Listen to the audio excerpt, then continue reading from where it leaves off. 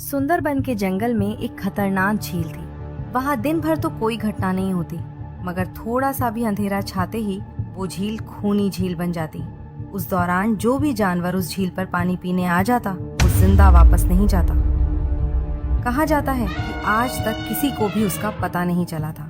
यही वजह थी कि जंगल के सारे जानवरों ने, यहाँ तक कि जंगल के राजा शेर ने भी उस झील को खूनी झील घोषित कर दिया था और पूरे जंगल में कोई भी शाम को उस झील की तरफ जाने की हिम्मत नहीं करता था।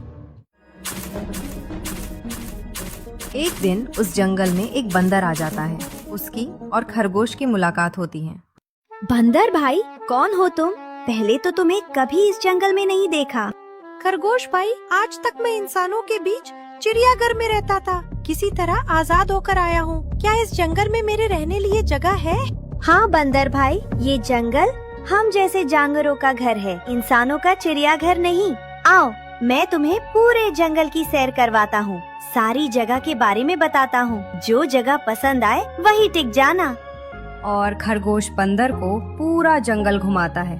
हाथी, जिराफ जैसी कई जानवरों के रहने की जगह ही नहीं, वहाँ के राजा शेर की भी गुफा दिखाता है और उसे खूनी झील के बारे में ना बताता है और ना उसे वहाँ दिखाने ले जाता है। बंदर वहीं के एक बरगद के पेड़ को अपने रहने के लिए पसंद कर लेता है। वहाँ रहते हुए अभी उसे 2 दिन ही गुजरते हैं कि तीसरे दिन शाम को वह घूमते हुए उसी खूनी झील के पास पहुँच जाता है। वाह, कितनी सुंदर झील है। जी तो चाहता है ठंडे ठंडे पानी में अभी कूद कर नहा लूं, पर सर्दी हो जाने का खतरा है। चलो ठंडा ठंडा पानी पीकर प्यास बुझा लेता हूँ।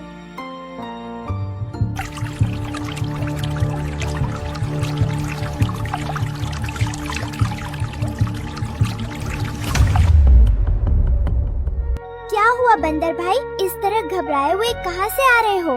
झील के किनारे से पानी पीने गया था। और जिंदा वापस आ गए? क्या मतलब? तुम्हें पता नहीं, वो इस जंगल की खूनी झील है। शाम होने पर कोई भी वहाँ जाता है तो जिंदा वापस नहीं आता। उसकी लाश का भी पता नहीं चलता कहाँ गायब हो जाती है। इसलिए शाम होते ही कोई भी उस खूनी झील की तरफ नहीं जाता। यहाँ तक कि ये हमारे शेर राजा का आदेश भी है। कमाल है, मुझे तो पता ही नहीं। कैसे नहीं पता? वो खरगोश भाई, लो खरगोश भाई भी आ गए। खरगोश भाई, आज आपकी वजह से बंदर की जान जाते जाते बची। मेरी वजह से? हाँ, तुम्हारी वजह से। तुमने बंदर भाई को पूरा जंगल घुमाया, हर जगह के बारे में बताया, पर इस खूनी झील के बारे में क्यों नहीं बताया? भूल गया भाई, मैंने सोचा ये तो पेड़ पर रहते हैं, इन्हें झील से क्या काम। अरे अभी अभी इन्हें खूनी झील के खूनी ने पकड़ने की कोशिश की। ये तो बाल बाल बच गए, वरना खूनी झील के खूनी? क्या तुमने उस खूनी को देखा? क्यों? क्या तुम लोगों ने आज तक उसे नहीं देखा? नहीं, हम में से कोई कभी भी शाम को उस तरफ जाता ही नहीं और दिन में कोई भी घटना नहीं होती। और ये बात वो शेर के दरबार में जाकर सभी को बताता है। उसकी बात सुनकर किसी को भी यकीन नहीं आता है। क्या बात कर रहे हो बंदर भाई? मैं सच कह रहा हूँ शेरराज। किंतु हमने तो आज तक देखा ही नहीं। क्योंकि आप लोग उसे खूनी झील समझकर सिर्फ दिन में ही वहाँ जाते हो। शाम होते ही आप लोग डर के मारे वहाँ जाना बंद कर देते हो। पूरे दिन वो मगरमच्छ झील में छुपा रहता है। शाम को अंधेरा होते ही चुपचाप निकलता है और झील के पास पानी पीने आए जानवरों को खा जाता है। और लोग समझते हैं कि ये झील ही खूनी है, जबकि खूनी ये झील नहीं, इसमें छुपा मगरमच्छ है। हमें यकीन नहीं हो रहा। वही तो बंदर भाई, अगर हमें पता होता कि आप इतने बड़े झूठे हो तो हम कभी भी इस जंगल में रहने की जगह नहीं दिखाते। खरगोश मेरे दोस्त, मैं तुम सबकी भलाई के लिए बता रहा हूँ। अगर तुम्हारी बात सच है तो क्या तुम हमें उसे दिखा सकते हो?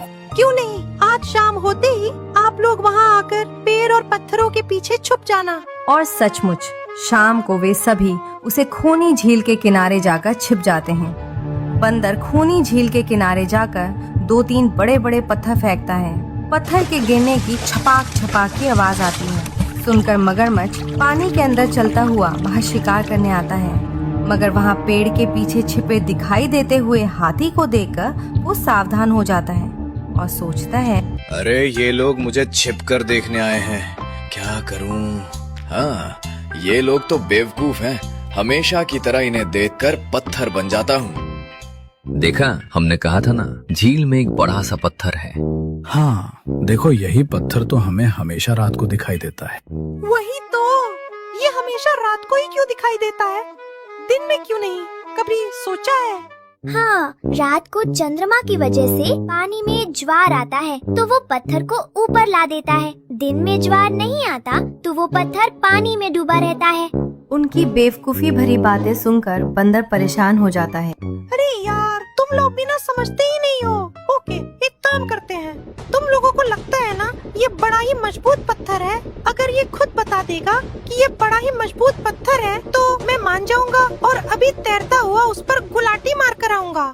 सुनकर यहाँ मगरमच्छ के मुंह में पानी आ जाता है। ओह, लगता है आज बंदर का नरम नरम गोश्त खाने को मिलेगा। वैसे भी ये सारे जानवर बेवकूफ हैं। आज तक मुझे पत्थर ही समझते आए हैं। मैं पत्थर हूँ, मैं मजबूत पत्थर हूँ। सुना आप लोगों ने, ये कैसे आप सभी को बेवकूफ समझता है? अरे पत्थर भी कभी बोलते हैं क्या? अब सभी की समझ में बंदर की बात आ जाती है और रात भर शेर राजा की गुफा में मीटिंग करते हैं। बंदर भाई ठीक कहते हैं, ये मगरमच्छ जरूर कहीं से हमारी झील में आ गया होगा। पर अब क्या करें? धरती पर होता तो हम दो दो पंजा लड़ा लेते हैं, पर पानी में तो हमारी शक्ति कम हो जाती है। तो क्या हमें इससे कभी छुटकारा नहीं मिलेगा शेरराज? मेरे ख्याल से तो नहीं। मिलेगा शेरराज, वो पानी में भी रहेगा, हमें देखेगा भी, मगर कर कुछ नहीं पाएगा। ऐसा कैसे हो सकता है? हो सकता है, बस आप लोग मुझे दो बड़ी बड़ी रस्सियाँ लाकर दे दो। रस्सी से क्या करोगे? मैं शहर के चिड़ियाघर में था तो मैंने वहाँ एक से एक तरीके सीखे हैं जानवरों पर कब्जा करने के। हम भी इस पर कब्जा कर लेंगे। और बंदर को दो बड़ी बड़ी रस्सियां लाकर दी जाती हैं और बंदर रस्सी लेकर उसी खूनी झील पर पहुंचता है।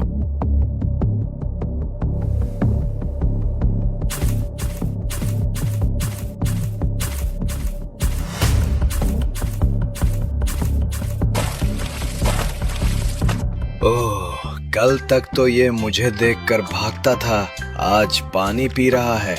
लगता है ये भी दूसरे जानवरों की तरह कल से मुझे पत्थर समझने लगा है। अभी से अपना निवाला बनाता हूँ।